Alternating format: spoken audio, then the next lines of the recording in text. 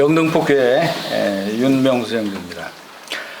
이렇게 동탄교회 성도님들과 함께 교제해 주신 우리 하나님께 감사와 영광을 올려드립니다.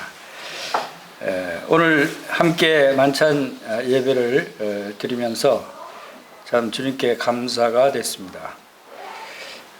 이 만찬 예배를 드린다는 것은 주님의 한 몸에 참여하는 것이고 주님의 피에 참여하는 것입니다. 그리고 주님과 교회가, 주님과 성도들과 한 몸을 이룬다고 하는 사실을 다시금 깨닫게 되면서 우리의 머리가 되신 우리 주 예수 그리스도와 또 그 몸이 우리다라고 하는 것은 예수님과 우리가 한 몸이고 하나다라고 하는 주님과의 연합된 자들이다라고 하는 것을 다시 생각하게 됐습니다. 주님께서 우리가 이렇게 한 몸을 이뤘다고 하는 것은, 주님과 하나가 됐다고 하는 것은 우리의 마음도 주님의 마음이 되어야 된다는 것이고, 또 우리의 비전도 주님의 비전이 되어야 된다는 것을 의미하는 것이죠. 주님이 하시고자 하시는 그 일을 지금 주님을 대신해서 우리가 행한다고 하는 것을 또 우리가 생각해 볼 수가 있습니다. 그래서 주님의 우리를 향하신 그 사명이 무엇인가를 생각하면서 또 우리가 이 한 몸된 주님의 몸된 교회의 사명이 주님으로부터 받은 사명이고 주님의 뜻이고 주님의 비전이다라고 하는 그러한 생각을 하게 됩니다. 그래서 오늘 말씀은 특별히 사도행전 20장 24절 말씀을 함께 보시겠습니다. 사도행전 20장 24절 말씀을 통해서 사도 바울이 생각하는 그러한 모습이, 우리의 모습이 될 것이다 하는 생각을 하게 되죠. 사도행전 20장 24절을 함께 읽겠습니다. 시작. 내가 달려갈 길과 주 예수께 받은 사명 곧 하나님의 은혜의 복음을 증언하는 일을 마치려 하면은 나의 생명을 조금도 귀한 것으로 여기지 아니하노라 라고 하는 사도 바울의 고백입니다. 특별히 사도 바울은 여기서 사도 바울의 사명에 대해서 언급하고 있고, 또 그 사명이 무엇인가에 대해서 언급하고 있고, 또 그 사명을 지금 수행하고 있는 때, 시기가 어떤 때인가를 언급하고 있습니다. 자, 이것이 사도 바울이 당시에 한 말씀이지만 이 말씀이고 지금 현재 우리에게 그대로 주님께서 전해주시는, 우리에게 해당되는 말씀이다라고 하는 생각을 할 수가 있습니다. 그래서 오늘은 그 마지막 시대의 사명이라는 그러한 주제로 말씀을 함께 상고해 보기를 원합니다. 사도 바울이 그 받은 사명이 주 누구에게로부터 받은 사명인가 하는 것을 우리가 알 수가 있습니다. 그래서 사명에 대해서 몇 가지를 살펴보고, 또 오늘날 이 세대가 사도 바울이 생각하고 있던 그러한 그 세대와 오늘날 우리의 세대가 어떠한 부분이 닮은 부분들이 있는가 하는 그러한 측면에서도 함께 살펴보기를 원합니다. 먼저 사명에 대해서 생각해 보겠습니다. 사명은 무엇을 사명이라고 그러죠? 사명은 이렇게 그 심부름할 사자, 이렇게 도와주고 시키는 일을 하는 그런 사자의 목숨 명자죠. 그래서 사명이다라고 하는 것은 시킨 일을 행하는데 목숨을 다해서 행하는 일을 우리가 사명이라고 합니다. 그래서 사도 바울은 지금 비장한 심령으로 이 말씀을 기록하고 있다고 생각이 됩니다. 사명이라고 한 단어를 쓴 자체는 이미 비장한 마음을 갖고 있다고 보는 것이죠. 그리고 그 비장한 마음이 어디에 또 나타나 있냐면 이어서 하나님의 은혜의 복음을 증언하는 일을 마치려 하면은 라고 하는 단어가 나옵니다. 마치려 한다. 무엇을 마치려 하죠? 사도 바울의 목숨을 마치려 하는 그 때를 지금 얘기하고 있는 것이죠. 자, 이것은 오늘날 우리에게도 마지막 때를 연상하게 합니다. 지금 우리가 이 땅에 살고 있는 것이 얼마나 더 살 수 있을까요? 이 시기가 어떠한 시기인가를 우리가 알 때 사도 바울이 고백하는 이 복음을 전하는 일을 마치려 하면은 이 말이 오늘날 우리 모든 성도들에게도 해당되는 말이다라고 생각이 됩니다. 왜냐하면 지금 마지막 때이기 때문에 우리가 이 마지막 때 목숨을 다해서 이 복음을 전하려 하는 것을 마칠 때가 이제 가까이 왔다고 하는 것을 우리가 알 수가 있습니다. 자, 이러한 시기에 사도 바울은 어떤 자세로 사명을 수행하려고 한다고 고백하고 있습니까? 나의 생명조차 조금도 귀한 것으로 여기지 아니하노라. 이것은 무슨 말씀입니까? 이 사명이라는 그 단어의 의미를 그대로 설명하는 거예요. 사명이라고 하는 단어가 이 생명보다 더 귀한 것이라는 것을 우리가 알 수 있고, 목숨을 다해서 내가 이 일을 마치려 할 때는 목숨을 다해서, 쉽게 말하면 죽도록 내가 이 일을 하겠다. 마치 여러분 달리기 그 마라톤 선수가 달리기를 합니다. 처음부터 그냥 그 죽으라고 뛰질 않죠. 처음에 서서히 뛰다가 나중에 결승점이 가까이 오면은 어떻게 하죠? 저기 결승점이 보입니다. 계속 오랫동안 달려오다가 그러나 지금 힘들고 어렵더라도 마지막 결승점에 도달하기 위해서는 죽을 힘을 다해서 마지막 스퍼트를 내는 모습을 우리가 경기 선수들에게서 볼 수가 있죠. 지금 우리가 그러한 시기에 살고 있지 않나 하는 생각을 합니다. 사도 바울도 그러한 심령으로 지금 목숨을 이제 죽을 힘을 다해서 마지막 내가 이 결승점을 통과해야 되겠다. 그래서 나의 달려갈 길이다라고 하는 표현에 마치 그 경기 선수가 마지막 골인 지점에 도달할 때가 돼서 죽을 힘을 다해서 힘을 다하는, 나의 생명을 조금도 귀한 것으로 여기지 않는 그러한 심령으로 복음을 전하는 그런 모습을 우리에게 보여주고 있다고 생각이 됩니다. 이것이 우리의 마음도 다시 가다듬을 수 있는 그러한 말씀이 아닌가 생각이 됩니다. 자, 그래서 사명을 받은 그러한 그 부분에 있어서 우리 성도들이 다 이 사명을 받은 자라고 생각이 됩니다. 사명을 받은 자가 누구냐 하면 오늘날 우리 성도들이다라고 하는 것입니다. 그리고 이 사명을 누구에게로부터 받습니까? 사도 바울처럼 주 예수께 받은 사명이다 합니다. 모든 성도들이 주 예수께 사명을 받았습니다. 근데 그 사명의 내용이 뭡니까? 그 무슨 내용이죠? 그것은 복음 전도, 복음을 전하라는 사명입니다. 그것은 바로 예수 그리스도의 종 사도 바울은 사도로 부르심을 받아 하나님의 복음을 위하여 택정함을 입었다라고 하는 고백을 로마서 1장 1절에서 하는 것을 봅니다. 사도 바울처럼 우리 모든 성도들도 이러한 고백을 할 수 있다고 생각이 됩니다. 즉 우리가 하나님께로부터 부르심을 받은 성도인데 형제요 자매입니다. 그런데 왜 부르심을 받았냐 하면 복음을 위하여 택정함을 입었다. 이것을 우리가 기억해야 된다는 것이죠. 그리고 이제 이 사명을 받은 이 내용의 가치, 이 복음의 가치가 어떠한 가치입니까? 우리가 그 사명을 다해야 할 이 복음은 얼마나 큰 가치를 가지고 있습니까? 이것은 바로 우리가 생명을 바쳐서라도 수행해야 될 만한 생명보다 더 귀한 가치를 가지고 있다 하는 것입니다. 우리가 생명보다 더 귀하다 그러면 다른 것은 더 견줄 게 없죠. 뭐 물질에 비교할 수도 없고 우리의 능력이나 우리의 환경이나 명예와 권세에 비교할 수가 없는 그런 것보다 더 귀한 것이 생명인데 그 생명보다도 더 귀한 것이 복음 전도다. 예수 그리스도이시다.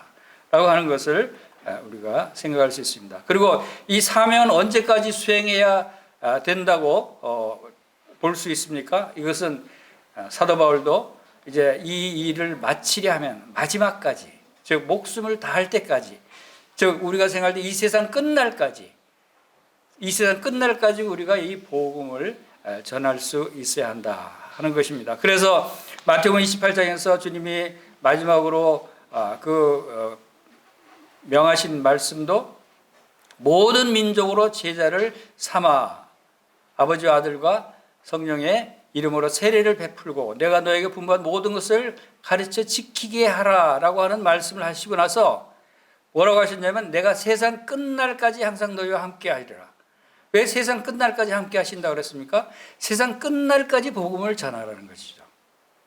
세상 끝날까지 복음을 전하라. 그러면 내가 끝날까지 함께 하겠다.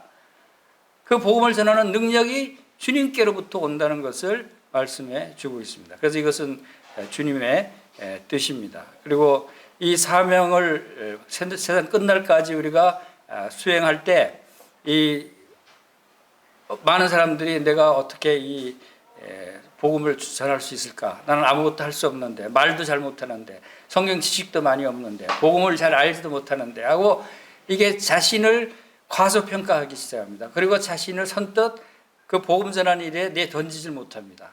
그러나 우리가 이런 부분에 있어서 사도행전 1장 8절에서 뭐라고 말씀하십니까? 사도행전 8절에서 오직 성령이 너에게 임하시면 너희가 권능을 받고 온 예루살렘과 온 유대와 사마리아와 땅 끝까지 이르러 내 증인이 되리라 라고 말씀하시죠. 이것이 우리가 복음을 나는 능력이 없어서 나는 말을 못해서 나는 말씀을 잘 알지 못해서 복음 전하지 못하겠습니다 하는 말을 할 수 없게 만듭니다. 이 말씀을 그런 분이 있으면 이 사도행전 1장 8절 말씀을 보시길 바랍니다. 이 말씀을 기억하셔서 주님께서 이 사명을 우리에게 주시되 이 사명을 주실 때는 주님께서 사명을 주실 때는 이것을 행할 수 있는 능력까지도 함께 주신다는 것을 우리가 기억해야 돼요. 그리고 모든 지체들에게 동일하게 성령을 주셔요. 이 성령은 어느 특정 성도에게만 주시는 것이 아니죠. 모든 성도들에게 주십니다. 그리고 이 성령의 능력은 모든 성도들에게 주신 이 성령의 능력도 동일한 능력이에요. 동일한 하나님의 능력이다. 하나님의 성령이기 때문에. 그렇다면 뭐 위대한 전도자나 또 아직 얼마 거마치 못한 얼마 안 되는 그런 성도, 나의 영적으로 어린 성도일지라도 동일한 성령을 받았다라고 하는 것은 무엇을 의미합니까? 동일한 능력을 받았다는 거예요. 우리의 모든 행함에, 이 사명을 행함에 관련된 능력은 우리의 힘으로 나오는 것이 아니라 하나님의 능력이고 성령의 능력이다. 그 하나님의 능력, 성령의 능력이 너에게 임하시면 너희가 권능을 받고, 그래서 이 권능은 권세와 능력이에요. 이게 놀라운 단어예요. 그렇죠? 여러분 성령 받으셨죠? 성령 받으시면 여러분들은 다 이 놀라운 권능을 받으신 분들이잖아요. 누구의 권능입니까? 바로 하나님의 권능. 하나님의 권능을 여러분들 받고 저도 받고 모든 성도들이 다 동일한 권능을 받았어요. 누구엔 더 큰 권능을 받은 게 아니에요. 동일한 권능을 받았는데 그 권능을 믿음으로 행할 수 있는 믿음의 그 차이가 있는 것이지 성령의 권능은 동일한 권능이다라고 하는 것을 우리가 기억해야 됩니다. 그렇다면 그 능력 주시는 자 안에서 너희가 모든 것을 행할 수 있느니라라고 하는 말씀이 있습니다. 그것도 동일하게 모든 성도들에게 주시는 말씀이죠. 모든 것을 행할 수 있다라고 하는 사도 바울의 고백이 우리도 동일한 고백을 할 수 있어야 되는 것이죠. 왜? 능력 주시는 자 안에 있을 때 우리는 모든 능력을 행할 수 있다. 능력 주시는 자가 누구죠? 바로 예수 그리스도이시죠. 하나님이시죠. 하나님의 하나님 거할 때. 그래서 이러한 그 사명을 사도 바울이 이 자기 생명보다 더 귀하게 여긴 이 사명을 우리도 동일하게 받았고 우리도 동일하게 그 수행할 수 있는 그러한 능력이 있다는 것입니다. 그리고 이 사명을 수행할 수 있는 그 지경, 어디에 복음을 전하라고 말씀하십니까? 여기 동탄 지역이 우리의 첫 번째 지역이 될 수 있죠. 이 동탄 지역에서만 복음을 전하라고 그러는 것, 이 말씀에는 그 지경을 더 넓히라고 말씀하십니다. 처음에 예루살렘이라고 말씀하셨고 또 넓혀서 온 유대 땅이라고 말씀하셨고 그 다음에 더 넓혀서 사마리아라고 말씀하시고 그리고 더 넓혀서 땅 끝까지라고 말씀하셨듯이 바로 우리의 이 복음의 영역도 땅 끝까지 온 세계에 전파되는 일에 참여하는 것이다 라고 하는 것입니다. 그리고 마지막으로 사명의 동역자들이 있어야 됩니다. 이 주님의 복음을 전할 때 주님의 일을 할 때는 혼자 하기는 어렵습니다. 그래서 빌립보서 1장 27절 말씀에도 오직 너는 그리스도 복음에 합당하게 생활하라 라고 말씀하시면서 복음에 합당한 생활을 하는데 이는 내가 너에게 가보나 떠나 있으나 너희가 한 마음으로 한 뜻으로 복음 신앙을 위해서 협력하라 라고 하는 말씀을 했어요. 복음에 합당한 생활을 우리가 다 해야 되는데 자 혼자 할 수 있는 일이 아니라는 거예요. 그래서 교회 성도들 지체들이 함께 모여서 기도하고 함께 서로 나누어서 일을 맡아서 할 수 있고 또 여러 가지 필요를 서로 공급할 수 있고 서로 이렇게 복음 신앙을 위해서 협력하라라고 하는 말씀을 우리가 보게 됩니다. 그래서 이 복음에 합당한 생활을 하는 것이 오늘날 주 예수께로부터 받은 우리의 사명이 되어야 된다 하는 것을 생각하게 됩니다. 자 이제 이어서 이 복음을 들고 우리가 이제 복음을 외치고 복음을 전하고 있습니다.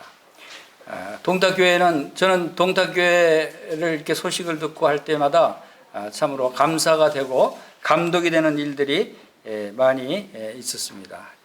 동탁교회 적은 능력으로 많은 하나님의 능력이 나타나는 그러한 모습들을 볼 때 다른 모임들이 할 수 없는 일들을 모범적으로 행하시는 그러한 예를 들면 토요일마다 어르신들을 위한 보험전도 집회를 하는 것을 보고 참 처음에는 놀랐어요. 아니 이 큰 일을 어떻게 이 작은 교회가 행할 수 있을까? 그래서 많은 그 벤치마킹하는 그런 교회들도 있습니다. 그러니까 어떻게 이렇게 이 큰 일을 할 수 있을까?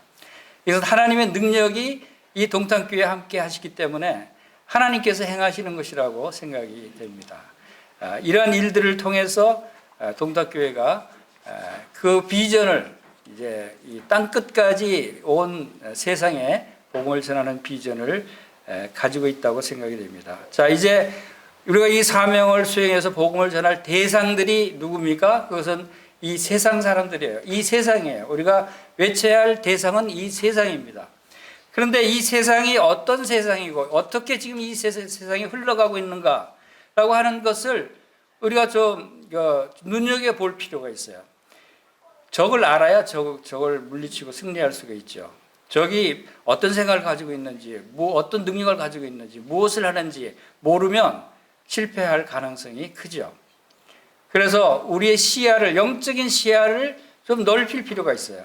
이 세상을 잘 파악해서 세상에 어떻게 효과적으로 복음을 전해서 그들을 하나님께로 인도하고 예수 그리스도를 믿음으로 말미암아 구원을 받게 할 수 있을까 하는 그러한 생각들이 필요하다고 봅니다. 그래서 역대상 12장 32절에는 제가 읽어드리겠습니다. 이사갈 자손 중에 시세를 알고 이스라엘이 마땅히 행할 것을 아는 우두머리가 200명이니 그들은 그 모든 형제를 통솔하는 자이며 라고 하는 말씀이 있습니다. 역대상 12장 32절에 이사갈 자손 중에는 시세를 아는 그 사람들이 200명이 있었어요. 시세라고 하는 건 이 세상의 정세를 아는. 그래서 이 이사갈 자손 중에 한 200명의 우두머리 지도자들, 인도자들을 200명을 선발을 해서 시세를 파악하게 했어요. 시세라고 하는 것은 이제 그 원어상으로는 정해진 기간, 때, 그리고 이해와 통찰력 이런 의미를 가지고 있는데 지금 이 세상의 상태, 이 세상이 어떻게 흘러가고 있는가에 대한 그러한 그 풍조, 시세, 사상, 이런 문화, 이런 것들을 파악해서 왜 파괴해야 되냐면 이스라엘이 마땅히 행할 것을 거기서 찾아내야 되는 거예요. 그리고 그들 모든 형제들을 통솔하기 위해서 형제들, 백성들을 이 세상에 빠져들지 않고 보호하고 통솔하기 위해서는 우리가 시세를 알아야 돼요. 시세를 알지 못하고 방치하게 되면 이 세상 사람들과 같이 심지어는 교회 성도들도 거기에 서서히 빠져들게 될 수 있다라고 하는 것을 우리가 기억해야 됩니다. 그래서 오늘날 교회도 특별히 교회 리더들, 또 인도자들, 일꾼들은 이러한 시세를 파악해서 우리가 어떻게 그들에게 복음을 전할 수 있을까 하는 전략을 세울 필요가 있고, 또 성도들을 어떻게 보호해야 될 것인가 하는 것도 생각을 해야 된다는 것을 우리가 알 수가 있습니다. 그래서 이 세상의 그 현상을 이렇게 살펴보면 사랑이 식어가고 있어요. 그렇죠? 이 세상은 사랑이 전쟁과 지진과 기근과 전염병이 많이 일어나고 있죠. 그리고 이스라엘이 재건되고 또 제3성전이 재건되고 하는 이러한 일들이 진행되고 있습니다. 그리고 복음이 땅끝까지 전거돼야 끝이 오리라고 그랬고, 또 배교 현상이 일어나고, 그리고 적그리스도가 수련할 것이라고 성경은 마지막 때에 일어날 일들에 대해서, 그 징조에 대해서 설명하고 있습니다. 우리가 이런 것들을 잘 알지 못하면 지금 우리들 가운데도 왜 그리스도인들이 지금 세상으로 돌아가는 사람들이 많아요. 심지어는 이단으로 빠지는 사람도 있어요. 그리고 어릴 적에 부모를 따라서 교회에 잘 다니고 믿음이 있는 것처럼 보이던 아이들이 자라서 성장해서는 세상으로 많이 빠져가고 있어요. 그리고 교회가 능력이 나타나지 않고 또 복음을 전해도 열매가 없고 복음을 받아들이지 않는 현상이 점점 심해져 가고 있어요. 왜 이런 일들이 일어나고 있을까? 이것이 다 원인이 있다고 하는 것을 우리가 파악할 수 있어야 됩니다. 그래서 로마서 13장 11절에도 너희가 이 시기를 알거니와 자다가 깰 때가 벌써 되었다. 우리가 이 시기를 알아야 됩니다. 그리고 자다가 깰 때가 됐다. 성도들이 자고 있다는 거예요. 이제는 깰 때가 됐다는 거예요. 이제 우리의 구원이 처음 믿을 때보다 가까웠다. 여기서 구원이 가까웠다는 것은 우리의 몸의 구원, 주님이 재림하실 때 우리 영의 구원은 받았지만 몸의 부활은 주님 재림하실 때 온전히 부활돼서 영과 몸이 다 온전한 구원을 받는 그때를 말하죠. 그 주님의 재림 시기가 가까웠다라고 말하고, 그리고 밤이 깊고 낮이 가까웠으니 그러므로 우리가 어둠의 일을 벗고 빛의 갑옷을 입자라고 합니다. 우리는 이것을 인식해야 돼요. 지금 밤이 깊었다. 내가 지금 잠자고 있는 것이 아닌가. 이제 깨어날 때가 됐지 않습니까? 어둠의 일을 벗어버리고 빛의 갑옷을 입어야 될 것이다. 이것이 지금 로마 교회 성도들에게 하시는 말씀이잖아요. 그래서 우리가 자칫 잘못하면 이런 잠에 어둠에 빠져 있을 수 있다 하는 것입니다. 이러한 시기를 알고 자다가 깰 때가 됐다 하는 것을 우리가 볼 수 있겠습니다. 그래서 특별히 말세에 일어날 징조들에 대해서 많은 징조들이 있습니다. 조금 전에도 언급한 그러한 내용들을 포함해서 그러한 많은 징조들도 있지만 저는 오늘 딱 두 가지를 강조하고 싶어요. 두 가지 말세의 징조를 사람들이 간과하고 있는 말세의 징조가 더 무서운 징조가 있다는 것을 생각하게 됩니다. 그것이 데살로니가후서 2장 3절의 말씀에 누가 어떻게 하여도 너희가 미혹되지 말라. 먼저 배교하는 일이 있고 저 불법의 사람 곧 멸망의 아들이 나타나기 전에는 그날이 이르지 아니하리니. 불법의 사람, 멸망의 아들이 나타나기 전에는 그날이 이르지 않는다. 적그리스도가 나타난다는 것이죠. 그리고 그 전에 먼저 무슨 일이 일어나고 있다고요? 배교하는 일. 배교는 뭡니까? 하나님을 배반하는 일이에요. 교회를 배반하는 일이에요. 배반한다는 것은 믿지 않는 사람들이 배반하는 것도 배교지만 믿는 성도들도 배교하는 일이 있다는 거예요. 마지막 때. 그리고 왜 그동안 이 세상 진행되어서 많은 사람들이 배교를 했죠. 그러나 왜 여기서 마지막 때에 강조하고 있는가 하면 마지막 때 보면 이 배교하는 일이 전 세계적으로 광범위하게 일어날 것이라는 것을 우리에게 경고하고 있다는 것입니다. 이 배교 형사, 많은 사람들이, 대부분의 사람들이 배교한다는 것입니다. 그것이 마지막 때의 중요한 징조입니다. 왜냐하면 배교하는 것이 얼마나 무섭습니까? 많은 재앙들이 일어나는 것은 부분적인 재앙일 수 있어요.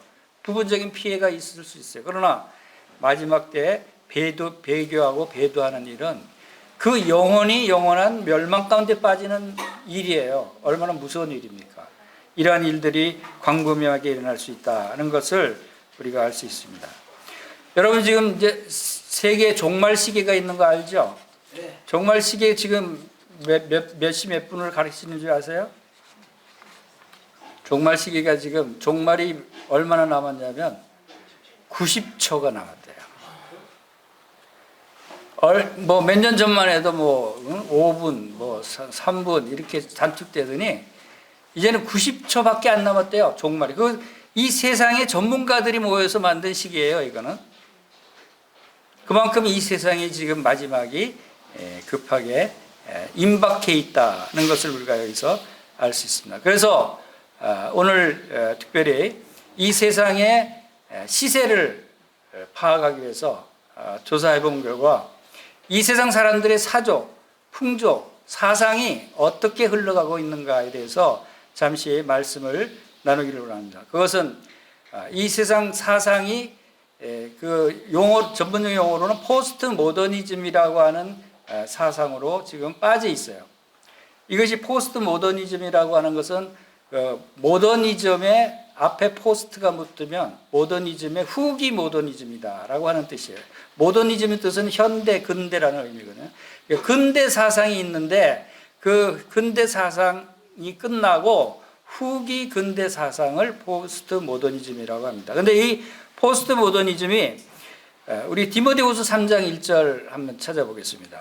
성경에 말세를 가리켜서 사람들의 상태를 말씀하신 내용이 이 포스트 모더니즘을 그대로 설명하고 있다는 것을 알게 됐어요. 이것이 디모데후서 3장 1절부터 5절 말씀 함께 읽겠습니다. 시작. 너는 이것을 알라. 말세에 고통하는 때가 이르러 사람들이 자기를 사랑하며 돈을 사랑하며 자랑하며 교만하며 비방하며 부모를 거역하며 감사하지 아니하며 거룩하지 아니하며 무정하며 원통함을 풀지 아니하며 모함하며 절제하지 못하며 사나우며 선한 것을 좋아하지 아니하며 배신하며 조급하며 자만하며 쾌락을 사랑하기를 하나님 사랑하는 것보다 더하며 경건의 모양은 있으나 경건의 능력을 부인하니 이 같은 자들에게서 너희가 돌아서라. 이것이 말세의 현상이라고 말씀하고 있어요. 말세. 그리고 이게 여기에 나타난 지금 20가지를 지금 설명하고 있는데 이것이 바로 포스트 모더니즘의 이 사상의 그대로 상태를 우리에게 보여주고 있어요. 스님께서 이미 다 예견을 하시고 설명해 주시려는 것이라고 봅니다. 그래서 여기에 나타난 바도 포스트 모더니즘 사상을 요약을 하면 사람들이 개인주의로 가는 거예요. 그리고 자기 개인이 자기 위주로 자기 자신이 최고고 자기가 신이고 모든 것을 자기 위주로 생각하는 상태. 그래서 사람들이 자기를 사랑하고 돈을 사랑하고 자랑하고 교만하고 하는 이 모든 일들이 자기만을 생각하는 거예요. 그리고 이 포스트 모더니즘 사상은 모더니즘, 후기 모더니즘이라고 했는데 이 후기 모더니즘은 그 전기, 그러니까 모더니즘 근대 사상은 계몽주의 사상이라고 이야기를 합니다. 그게 이제 19세기에 일어났던 사상인데 그때 당시는 신본주의였어요. 이 인본주의였어요. 신본주의가 아니고 신본주의를 배격하는 인본주의, 사람 위주의 그런 사상을 가르쳤고 반하나님적인 사상이었어요. 과학적으로도 반하나님적인 과학적인 또 반하나님적인 사회체계 그것이 이제 공산주의가 이때 태동했던 때인데 그리고 인간의 존재를 높이는 심리학적으로도 많은 그 자기 위주의 생각을 하게 하는 그 심리학이 발달한 그래서 프로이드 심리학자 프로이드라든가 또 공산주의 이론을 칼 마르크스 그리고 진화론도 이때 나왔는데 그 다윈의 진화론, 이때가 다 이 계몽주의, 모더니즘 시대에 일어났어요. 근데 그 이 모더니즘 시대에 발생했던 것들이 이게 바뀌기 시작합니다. 그게 이제 1960년대 이후로 포스트 모더니즘으로 바뀌는데, 왜 바뀌기 시작했냐면, 모더니즘 시대는 사람들의 생각이 과학적으로, 이성적으로, 합리적으로, 또 논리적으로 그렇게 생각하던 사람들이 그 과학 만능 시대라고 할 정도로 모든 것을 과학에 의존하고 합리적으로 생각을 했어요. 근데 그 결과를 1차 세계대전, 2차 세계대전을 맞이하면서 또 히틀러가 600만 명을 대학살하는 이런 일들을 보면서 사람들의 생각이 바뀌기 시작했어요. 아, 과학주의 이것이 사람들을 멸망시킬 수 있겠다 하면서 그 바뀌기 시작한 것이 이제 인본주의를 버리고 이제 모든 것들을 다 수용하고 받아들이는, 근데 기존의 질서, 기존의 사상 체계, 기존의 문화, 이 모든 것들을 다 파괴해 버리려고 그래요. 기존의 체계 믿어왔던 것들이 오히려 인류를 멸망시킬 수 있으니까 이런 것들을 우리가 벗어나자 해서 나온 사상이 포스트 모더니즘 사상이에요. 그래서 반 질서, 반 체계, 반 시스템, 기존의 그래서 지금 요즘 세상이 얼마나 반윤리적이고 성도덕이 해체되고 윤리적으로 해체되고 있는 시대로 나가고 있습니까? 이런 것들이 다 그 영향으로 나온 것이라는 것입니다. 그리고 다원주의라든가 상대주의라든가 범신론, 이런 사상들이 나오기 시작했어요. 이런 것들이 다 각자 개인의 의견을 존중해줘라. 각자 개인의 의견이 중요하다. 그래서 절대 진리는 없다. 이렇게 얘기하고 있는 거예요. 그리고 전에는 인본주의라고 해서 신이 없다라고 얘기하던 사람들이 이제 신이 있다라고 바뀌기 시작했어요. 신이 있다고 하니까 하나님을 인정하는 것처럼 보이죠. 그래서 기독교에서는 처음에는 그것을 환영했어요. 그런데 알고 보니까 신이 있다는 것이 우리가 믿는 하나님이 아니라 범신론 사상이에요. 모든 사람이 신이 있고 모든 물질조차 온 우주에 신이 가득 차 있다. 이런 사상이 범신론이에요. 그러다 보니까 어떤 현상이 일어나냐면 상대방의 의견을 존중하고 다 상대적으로 각각의 중요한 의견들을 가지고 있기 때문에 절대적으로 누구 하나가 진리를 가지고 있는 사람은 없다. 절대 진리는 없다. 그럼 어떻게 되죠?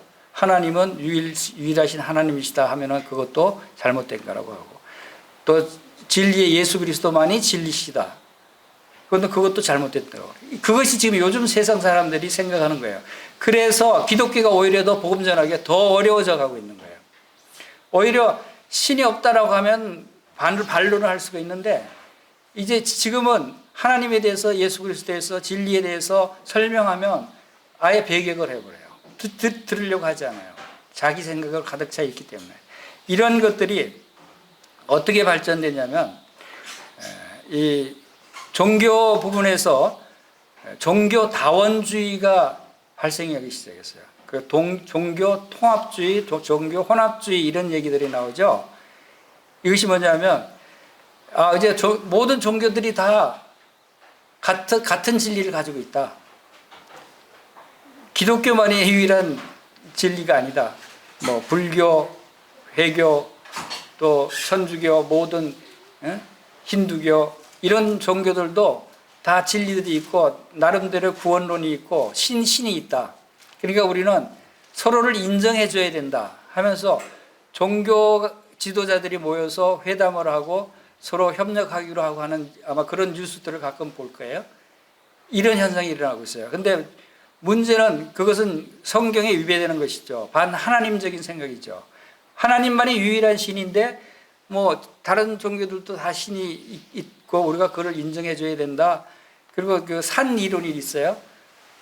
산에 올라가는 길은 다르지만 올라가면 다 정상에 도달한다. 그러니까 하나님은 한 분이고 각자가 다 그 모시고 있는 하나님이 한 분 하나님이시다. 근데 그 하나님은 범신론 하나님이라는 거예요. 이런 사상의 문제는 뭐냐면, 많은 기독교가 여기에 합류하고 있어요. 여기에 동조하고 있고, 여기에 종교 통합 회의에 참여하고 있고, 그래서 그 뉴에이지 운동, 이게 사실은 기독교에서는 가장 타락한 모습이에요. 거기에 다른 종교도 다 신이 있고 한다면 유일하신 하나님을 부정하는 것이 되죠. 이것이 보편화되고 학교에서 가르치게 되고 많은 매스컴을 통해서 전달되고 또 심지어는 드라마 방송에서도 이런 사상이 개입됩니다. 그래서 요즘은 환생 신드롬, 환생 그런 드라마 얘기들도 많이 나오죠. 이게 자연스럽게 받아들여지고 있어요, 현재는. 이것은 과거에는 거론하면은 비난받을 일들인데 지금은 자연스러워져요. 내로남불이 무슨 뜻이죠? 내가 하면 로맨스고 남이 하면 불륜이고. 이게 전형적인 포스트 모더니즘 사상이에요. 이러한 것에 점점 쉽게 빠져들게 되고 심지어는 교회 성도들조차도 자기도 모르게 그러한 문화 사상에 젖어 들어가고 있고 나중에 가면은 하나님은 유일신이 아니야. 다른 종교도 인정해야 돼. 이라고 얘기하게 될 거라는 거죠. 지금도 많은 교회들이 그러듯이. 이게 말세에 일어나는 현상들이다라고 하는 것입니다. 그래서 이러한 현상들이 포스트 모더니즘 현상인데 이러한 것은 심지어 지금 이제 어디까지 왔냐면 앞으로도 진행될 것은 더 무서운 일들이 일어나지만 인간이 신이다라고 하는 사상이에요. 여기서 유발 하랄이라고 하는 유명한 베스트셀러 작가가 있어요. 역사학자인데 유대인이고 아마 이제 많은 분들이 읽어보신 분들도 있을 거예요. 이 유발 하랄이의 책 중에 호모 데우스라고 하는 책이 있어요. 안 읽어보신 분들은 한번 읽어보시면 이제 시세를 파악하는데 앞으로의 또 비전에 대해서 많은 참고할 내용들이 있을 거예요. 그 책에서 무슨 얘기를 하냐면 인간을 신으로 업그레이드 하는 데는 3가지 방법이 있다 하고 구체적으로 인간을 신으로 만들기 위한 프로젝트들이 진행되고 있어요. 그 3가지가 뭐냐면 생명공학, 사이보그 공학, 사이보그는 인조인간 만들기죠. 그 다음에 비유기체 합성, 이 3가지 기술을 사용해서 인간을 신으로 업그레이드 한다는 프로젝트가 있어요. 이제 사람을 신으로 만드는 것이죠. 이것이 요한계시록 13장의 적그리스도의 우상의 모습이 이런 것에서 탄생될 것이라고 생각이 되어집니다. 생명공학, 여러분 DNA를 조작하고 또 호르몬 체계를 바꾸고 뇌 구조를 바꿀 수 있어요. 이러면 전혀 다른 성격, 전혀 다른 능력 그런 사람들이 탄생할 수 있다는 것이죠. 인공 수정할 수 있잖아요. 인공 자궁도 만들어요. 그럼 사람도 생산한다는 얘기예요. 그리고 원하는 체질에 원하는 능력을 가진 원하는 모양의 사람이 만들어낸다는 거예요. 이런 기술적인 거는 이미 거의 나와 있어요. 이런 것들이 시행될 수 있고 또 그런 것들이 바로 포스트 모더니즘 사상으로부터 그것이 당연시되고 거부감 없이 모든 사람들에게 받아들여지는 시대가 왔다 하는데 문제가 있는 거예요. 그래서 우리가 정신을 차려야 될 때가 바로 이때다라고 생각이 되어집니다. 그래서 심지어는 여러분들 이제 매스컴에 나오는 특히 이제 젊은 형제 자매분들은 뉴스에 나오는 과학적인 용어들을 귀담아 들을 필요가 있어요. 뇌파를 조정하고 또 메타버스 시대가 온다, 사이보그 시대가 온다 이런 내용들 이것들이 다 이런 적그리스도의 우상화의 준비 단계고 관련되어 있는 이야기들일 것이다 하는 것입니다. 그리고 최종적으로 유발 하라리가 마지막에 예측한 게 최종적인 종교가 탄생할 것인데 그 어떤 종교가 탄생하냐면 데이터교가 탄생할 것이다 하고 예측을 합니다.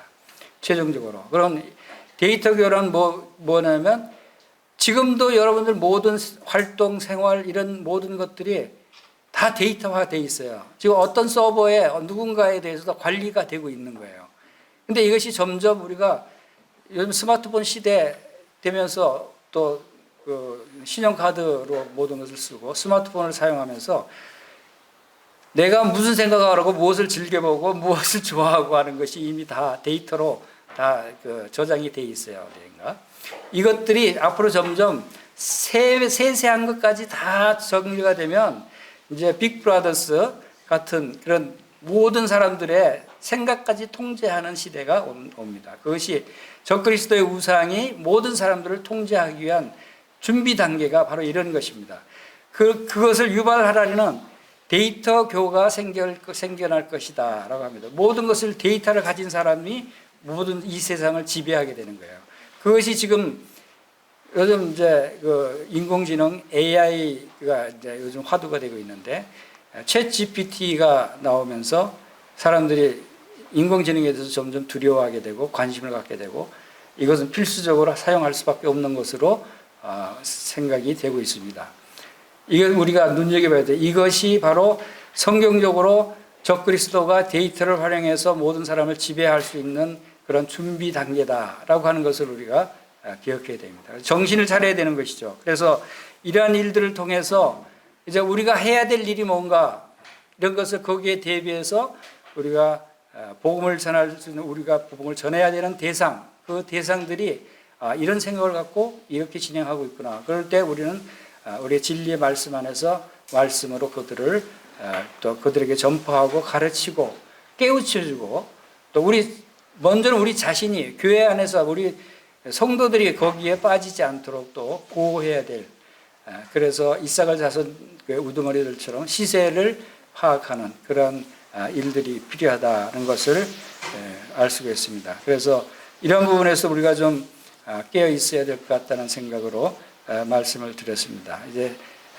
마지막으로 한 6분짜리 영상을 보여드리겠습니다. 이것은 이제 GNTV의 그동안 사역 보고를, 이 영상은 GNTV를 지금 14년째 GNTV를 지금 진행하고 있는데, GNTV가 그동안 하고 있었던 일과 또 그 효과, 기도 제목, 또 이런 부분들을 함께 공유를 하고 사역 보고를 드리는 시간입니다.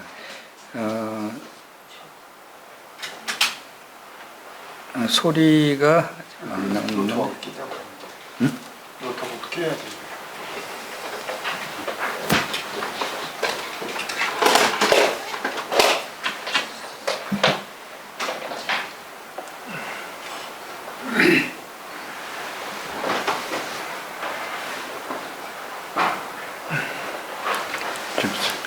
이거를 USB 꽂는지 꼽으시고요. 그리고 스피커 꽂는데 꼽으시면 될 것 같아요.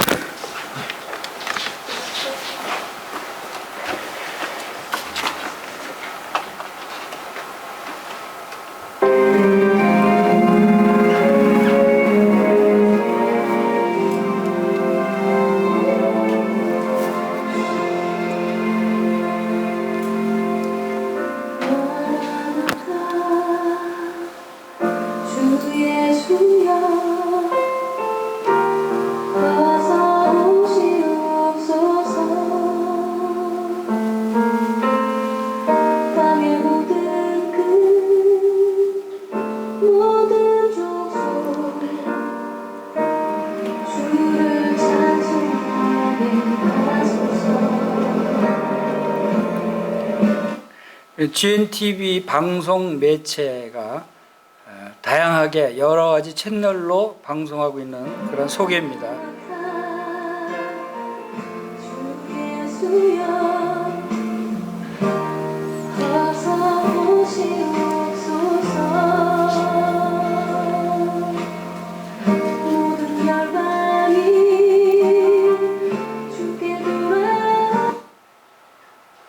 스마트폰 앱을 여러분들이 설치해서 다른 앱 쉽게 검색하듯이 스마트폰도 앱 검색에서 그 플레이스토어에서 GNTV로 하면은 앱을 설치했을 수 있습니다.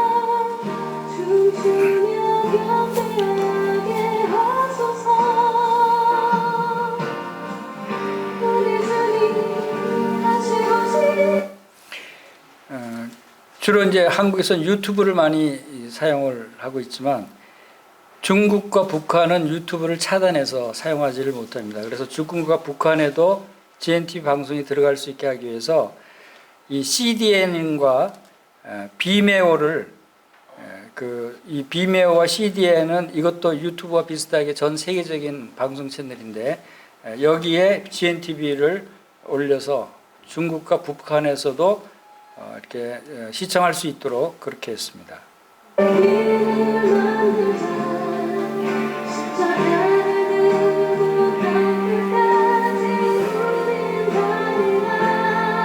강사가 한 371명 강사가 되어 있고 각 분야별로 콘텐츠가 있고 13,712개의 콘텐츠가 있습니다.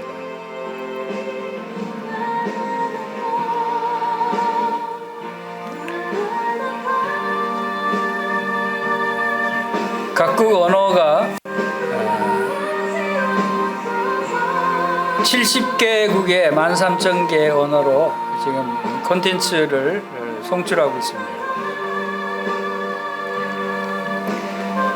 그리고 이 실시간 편성 방송을 통해서 또 계속하고 있고 KT 올레 TV 채널 888에서도 실시간 방송을 하고 있습니다. 그 인터넷 방송에서도 실시간 방송이 있고 실시간 방송이 있고 VOD 방송이 있습니다. VOD는 언제나 제가 선택해서 볼 수 있고 실시간은 틀면 바로 프로그램된 그 콘텐츠가 방송이 되고 있습니다.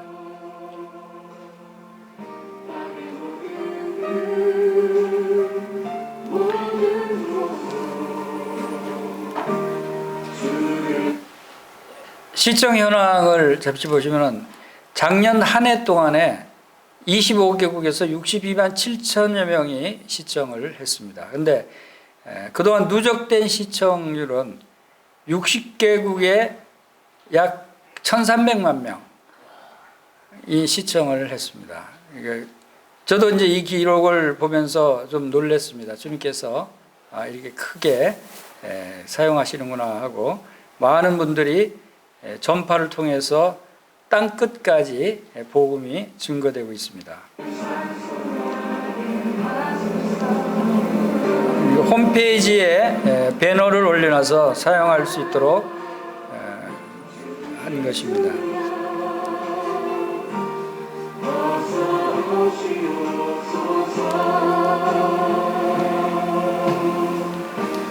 다국어로 된 여러 언어로 된 복음 애니메이션도 올라와 있고 미국의 엠마오 바이블 칼리지의 강의도 GNTV에 올려서 시청할 수 있도록 했습니다.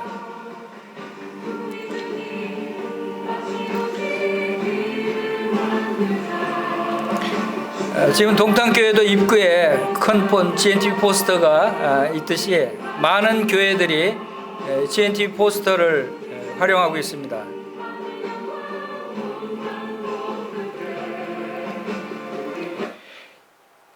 전국의 GNTV 포스터 중에 제일 큰 포스터가 봉동교회 포스터입니다. 건물 뒷벽에 이렇게 크게 했습니다. 이것이 그 이단 시비를 하는 사람들이 이 포스터를 보면 GNTV 방송을 한다고 하면 이단 얘기가 쑥 들어갑니다. 더 이상 시비를 걸지 않습니다. 이 GNTV 방송이 KT 올레 TV 공영 방송에 방송이 되고 있기 때문에 공인된 그러한 그 단체로 알고 있습니다.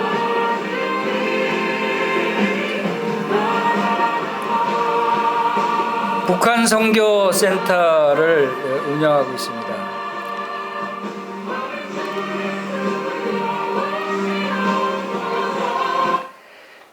북한 선교센터는 C국이라면 어딘지 아시겠죠? 북한과 접견 지역에 있는 C국의 그 마을에 우리 그 모임의 장소를 활용해서 방이 3개가 있는데 그곳에 대형 TV를 다 설치를 하고 TV를 켜면 다른 방송 일체 안 나오고 GNTV 복음만 나오게 설치를 했습니다. 그리고 북한에서 건너오는 그 주민들이 있습니다. 방문 여행객도 있고 또 친족 방문객도 있고 또 직장을 구하기 위해서 일하기 위해서 오는 분들 이런 분들이 오면은 여기 무료로 숙식을 제공하고 여기에 자게 합니다. 그러면 저녁에 뭐 어디 심심하니까 할 일이 없으면 TV를 켜서 보죠. 그건 복음 방송만 나옵니다. 그래서 어떤 분들은 아주 외워요, 복음을. 그래서 수십 번 복음 방송을 듣고 한국의 복음 강사들 평가까지 하더라고요. 작년에 27명의 북한 주민이 여기서 귀가하면서 복음을 들었습니다. 그리고 그분들이 다시 북한으로 돌아가서 북한에서도 방송으로 복음을 들을 수 있게. 그래서 직접적으로 북한 주민에게 복음을 전하는 유일한 채널이라고 생각이 됩니다. 기도해 주시기 바랍니다.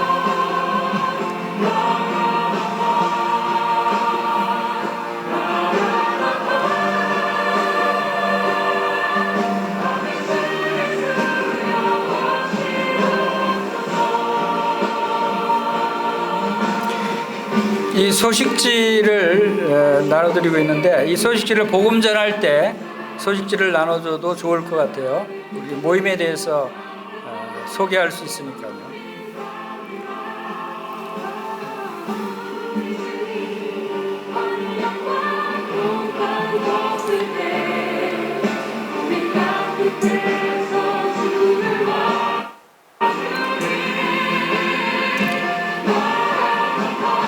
후원 교회들이 38개, 기관이 8개, 개인 후원자가 800여 명, 개인 후원자가 소속된 교회가 148개 교회입니다. 그래서 동탄교회도 후원해 주시고 또 기도해 주셔서 감사를 드립니다.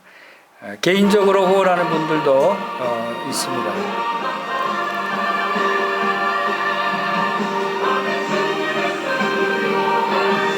다양한 콘텐츠가 다양한 언어 콘텐츠가 준비되도록 그리고 스튜디오 인테리어 구축과 방송 장비 구입을 위해서 기도해 주시기 바랍니다. 스튜디오를 주님께서 고양시 행신동에 작은 스튜디오 사무실을 구입하게 해주셨습니다. 이제 곧 그곳으로 이사를 갈 예정입니다. 이사 갈 때 필요한 인테리어 구축 비용이 필요하고 방송 장비들이 더 필요합니다. 그리고 직원 충원과 재정 확보를 위해서 그리고 독립 채널을 확보하기 위해서 또 비용이 필요합니다. 이런 일들을 위해서 기도해 주시기 바랍니다.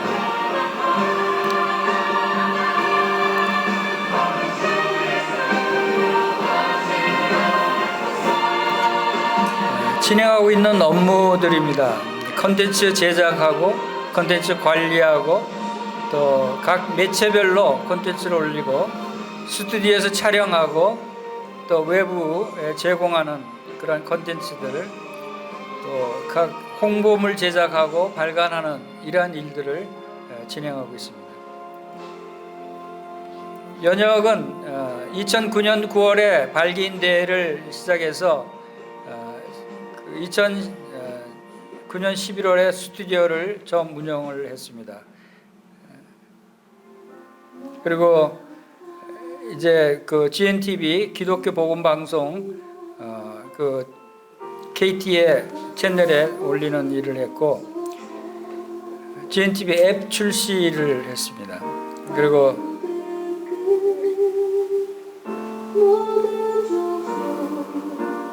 지역 교회들의 홈페이지를 개발해주는 일도 수행하고 있습니다.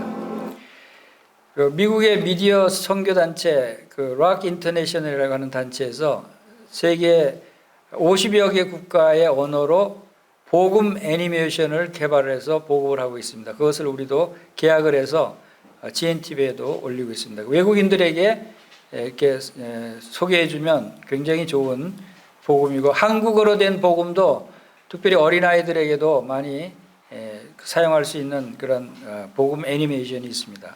그리고 엠마오 성경학교와 성경대학과 제휴를 해서 대학 강의를 GNTV에서 바로 들을 수가 있습니다. 양해각서 체결한 내용입니다. 엠마오 성경대학 콘텐츠들이 한 700여 개가 지금 올라와 있습니다.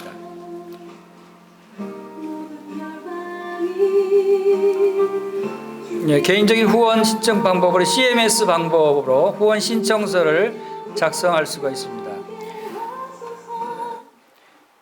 이렇게 해서 기도해 주시고 또 개인적인 후원을 참여해 주시면 전파 선교사로서의 땅 끝까지 복음을 전하는 일에 참여하실 수가 있습니다. 오병이의 오병이의 기적을 우리가 잘 알고 있습니다. 도시락 하나가 5천 명을 먹이는 또 풍성이 남는 오늘날도 이 기적이 일어나고 있어요. 도시락 하나 값으로 정기 후원을 GNTV에 하면 약 5천 명에게 복음을 전하는 효과가 이게 전파로 전달이 되는 효과가 나타나는 것을 보면서 지금도 이 놀라운 기적이 일어나고 있구나 하는 생각을 하게 됩니다. 이상으로 말씀을 마치도록 하겠습니다. 감사합니다.